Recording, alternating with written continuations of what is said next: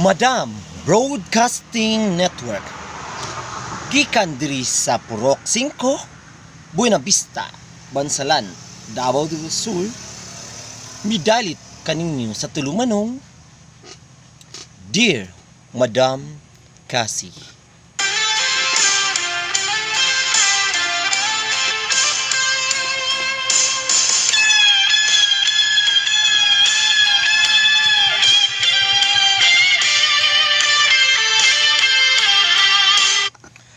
Ang programa nga naghatag og istorya ngadto sa atong mga kasilinganan.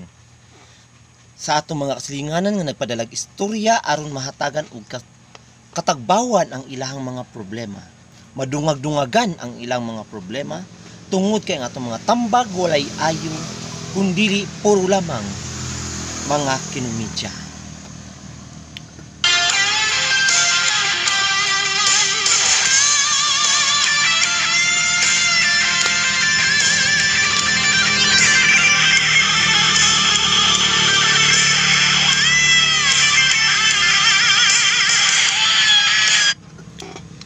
Dear Madam Cassie, una sa tanan, maayong adlaw diha kanimo.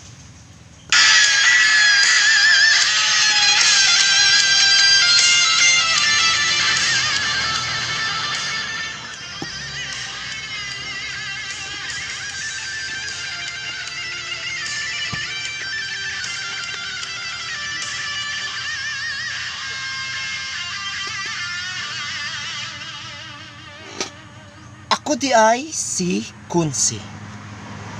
42 anyos og lumulupyo sa sitio Maaliwalas, Barangay Kapatagan, Balutakay, Davao del Sur.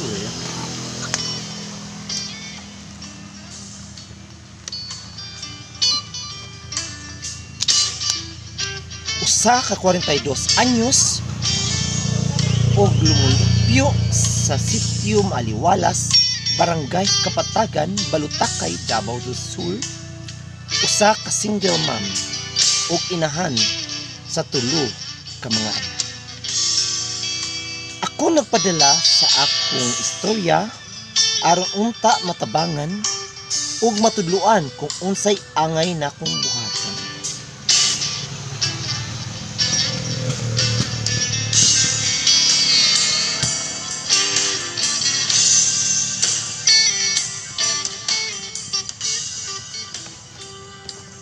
Kaniadto nagpuyo ra jud mig malinawon sa akong buutan nga bana. Pinalangga kaayo niya ug labaw na jud ko. Pinalangga kaayo ko niya. Gani sa una namong panagtipon, siya tanan ang nagalihok sa mga buluhaton sa among panimalay. Human sa among kasal, ming-ipon kami sa akong ugangan ug wala palagi kami sa sariling payag. Ug samtang nag-ipon mi sa akong ugangan, sige na ako padunggon-dunggon sa akong ugangan ug mga maot nga mga istorya.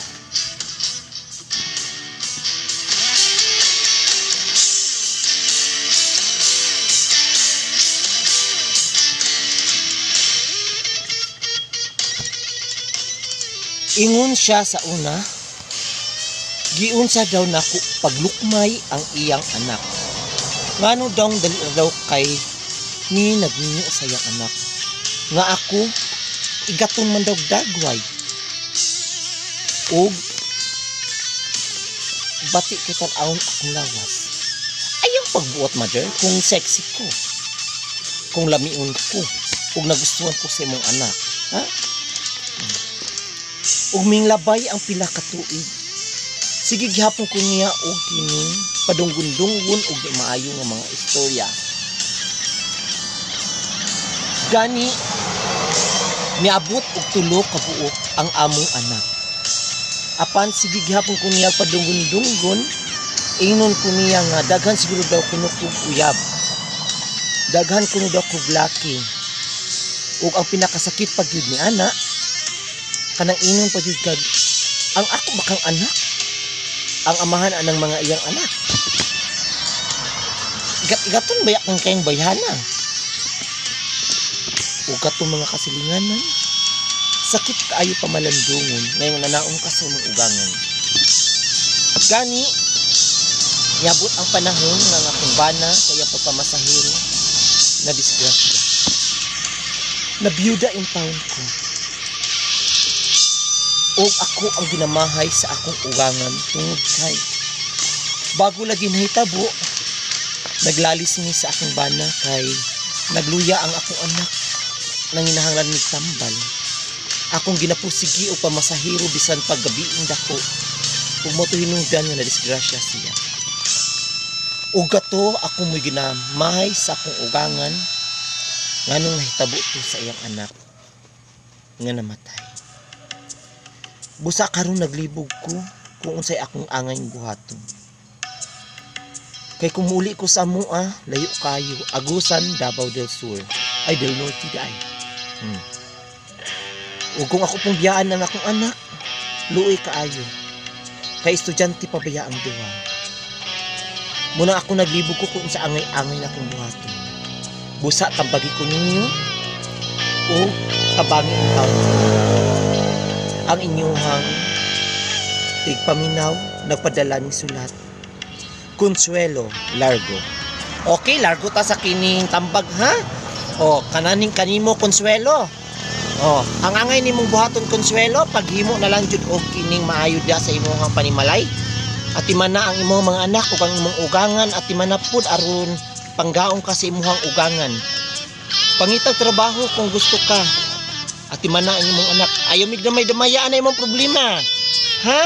Ayaw mig damay-damaya. Kay kami nang inabuhi ra pud ni. Ayaw mig damay-damaya. Kung gusto ka nga mubiya sa imong ugangan, hala, biya oy. Ayaw pag kinipugong-pugong, ayaw pagpakuan sa mua. Basta nga akong tambag nimo diha. Pagpaningkamot kay parehas ra ta. Nagkanya-kanya ra tag kining panginabuhi, ha? Kasabot ka Consuelo? Oh, ayaw na kining paglisod-lisod namo kay kami